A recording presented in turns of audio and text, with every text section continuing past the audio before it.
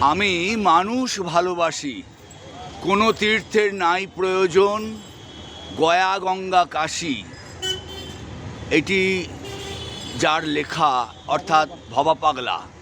সেই ভবা পাগলার মর্মর মূর্তি আজকে এখানে আমরা এসেছি।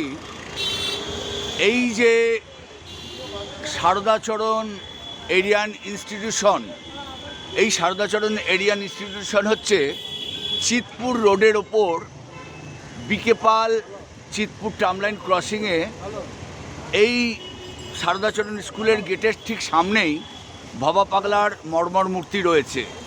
তার কারণ এই ভবা পাগলা সারদাচরণ এরিয়ান ইনস্টিটিউশনের বাল্য বয়সে এই স্কুলে তিনি পড়াশোনা করেছেন। আজকে এখানে আসার উদ্দেশ্য হচ্ছে যে ভবা পাগলা সাধনা সঙ্গীত সম্মেলন দমদম, এই দমদম ভবা পাগলা সাধনা সঙ্গীত সম্মেলনের আজকে একটি অনুষ্ঠান আছে, যেটা বিকে পাল অ্যাভিনিউর ওপর আইরিটোলা শীতলা মন্দিরের ঠিক আগে কাঁচ কামিনীর বাড়িতে, এবং যেখানে তিনি বাল্য লীলা করেছিলেন, তার লীলা খেলা দেখিয়েছিলেন। সেখানে অনুষ্ঠান হওয়ার আগে দমদম শাখার পক্ষ থেকে ভবা পাগলা সাধনা সঙ্গীত সম্মেলন দমদমের পক্ষ থেকে মাননীয় অশোক দাস মহাশয় এবং তার আমাদের স্বপন দাস, স্বপন সরকার আর অপর্ণাদি, তাদেরকে একটু দেখিয়ে নিই। তারপর ভবা পাগলার মর্মর মূর্তিতে মাল্য অর্পণ করে আমরা ভবা পাগলার যে বাল্য লীলাক্ষেত্র, সেই ওইখানে আমরা গিয়ে অনুষ্ঠানে আপনাদের তুলে ধরবো। আগে এক এক করে দেখিয়ে নিই। এইটা হচ্ছে ট্রামলাইন বিকে পাল মোড়। এই হচ্ছে আমাদের ভবা পাগলার সঙ্গীত সম্মেলনের একজন, যিনি এইমাত্র নামটা বললাম। আর এই হচ্ছেন অশোকবাবু, অশোক দাস। এটা হচ্ছে পুরো বিকে পাল অ্যাভিনিউ। এবং এই হচ্ছে অপর্ণাদি, তাই তো অপর্ণাদি। এটা হচ্ছে সোজা চলে গেছে বাগবাজার। চলুন অশোকদার হাত দিয়ে আমরা সবাই মিলে, হ্যাঁ যদিও সবাই মিলে তারা ভবা পাগলার মর্মর মূর্তিতে মালা দেবেন। একটু একটু হ্যাঁ, যদিও একটু উঁচুতে, একটু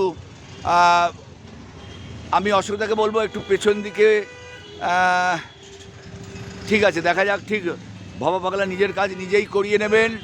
ভবা পাগলার মর্মর মূর্তিতে সবাই মিলে ধরে মালা ধরে তাকে ভবা পাগলার মূর্তিতে মাল্য অর্পণ করছেন।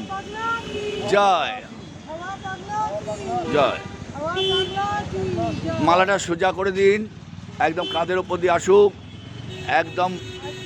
হ্যাঁ, কোলের ওপর, বরঞ্চ ওটা কোলের ওপর দিয়ে দিলে ভালো হয়। হ্যাঁ, আপনারা জানেন ভবা পাগলা ছিলেন একজন সাধক মানুষ, এবং তিনি কত গান রচনা করেছেন একটু পরেই আপনাদের সামনে তুলে ধরব। এবং আপনারা জানেন যে কোথায় জন্ম বৃত্তান্ত সমস্ত এইখানেই আমরা স্কুলের সামনে। অশোকদা একটু বলে দেবেন, ছোট্ট করে বলে দেবেন। অশোকদা এইখানে দাঁড়ান, আপনি উঁচুতেই দাঁড়ান। এই হচ্ছে সারদাচরণ এরিয়ান ইনস্টিটিউশন, যেখানে ভবা পাগলা একদিন বাল্য বয়সে পড়াশোনা করেছেন এবং শোভাবাজারে থাকতেন। আমরা ছোট্ট করে অশোকদা থেকে শুনে নিই যে ভবা পাগলার জন্মস্থান আর এখানে কি করেছেন। আর জন্ম পূর্ব বাংলা, ঢাকায় আমতা গ্রামে। 1902 সালে জন্ম ওনার। তারপরে ছোটোবেলায় অনেক দিন এখানে ছিলেন, 4 নম্বর শোভাবাজারের বাড়িতে ছিলেন, অনেক দিন বসবাস করেছেন। এবং বাল্যকালে এই সারদাচরণ স্কুলে উনি এরিয়ান স্কুলে পড়াশোনা করেছেন। ক্লাস 4 পর্যন্ত এখানে পড়াশোনা করেছেন। তারপরে তো বাংলাদেশের সাথে তার যোগাযোগ সবসময় ছিল। এখানে উনি যখন পড়াশোনা করেছেন, তার লীলা ভূমি এটা একটা, তার জন্মস্থান পূর্ব বাংলা। এখানে আমরা আজকে সারদাচরণ স্কুলের সামনেই আর কি, বিকে পাল পার্কের সামনে আমরা একটা অনুষ্ঠান করছি। কাঁচকামিনী মন্দির, যে মন্দিরে উনি বাল্যলীলা করেছিলেন, সেই লীলাভূমিতে আজকে আমাদের অনুষ্ঠান। তার আগে আমরা মাল্য অর্পণ করলে তাকে আমরা শ্রদ্ধাঞ্জলি জানালাম। আর উনি কত গান রচনা করেছেন এর মধ্যে দিয়ে একটু? পৃথিবীতে সবচেয়ে বেশি গান রচনা করেছেন, প্রায় 87,000 গান রচনা করেছেন। এখন অনেক গান পূর্ব বাংলায় রয়ে গেছে। 1950 সালে ওই দেশে পুরোপুরি চলে আসে মাকে নিয়ে।